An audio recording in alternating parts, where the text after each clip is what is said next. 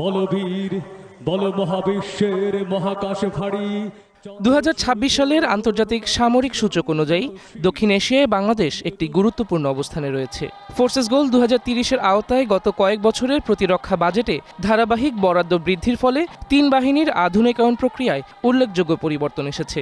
বিশেষ করে চীন, তুরস্ক এবং রাশিয়ার সাথে প্রতিরক্ষা চুক্তির মাধ্যমে নতুন প্রজন্মের সমরাস্ত্র যুক্ত হয়েছে সামরিক বহরে। বাংলাদেশের স্থল শক্তির প্রধান ভিত্তি হচ্ছে সাঁজোয়া ও গোলন্দাজ ইউনিট। বর্তমানে সেনাবাহিনীতে প্রায় 2500 কমব্যাট ভেহিকেল রয়েছে।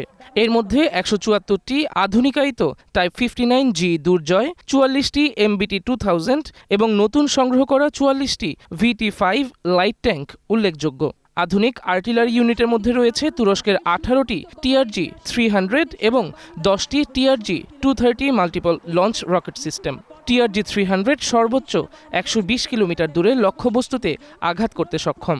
এছাড়াও FM-90 এয়ার ডিফেন্স সিস্টেম, তুরস্কে তৈরি বাইরাক্তার TB2 UCAV সেনাবাহিনীকে আকাশপথেও নজরদারি ও প্রতিরক্ষায় সাহায্য করবে।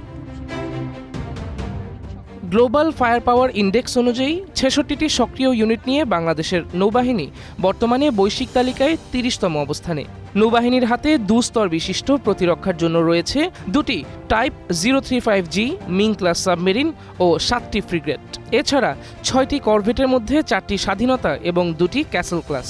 সমুদ্র নিরাপত্তার জন্য 30টি অফশোর পেট্রোল ভেসেল এবং 16টি অ্যাম্ফিবিয়াস অ্যাসল্ট ভেসেল নৌবাহিনীর মূল শক্তি। বিমান বাহিনী বর্তমানে 188টি সক্রিয় এয়ারক্রাফট নিয়ে কার্যক্রম পরিচালনা করছে। আকাশ প্রতিরক্ষায় নিয়োজিত রয়েছে 44টি কমব্যাট এয়ারক্রাফট। এর মধ্যে 36টি F7 ভেরিয়েন্ট এবং 8টি চতুর্থ প্রজন্মের MiG-29 মাল্টিরোল ফাইটার।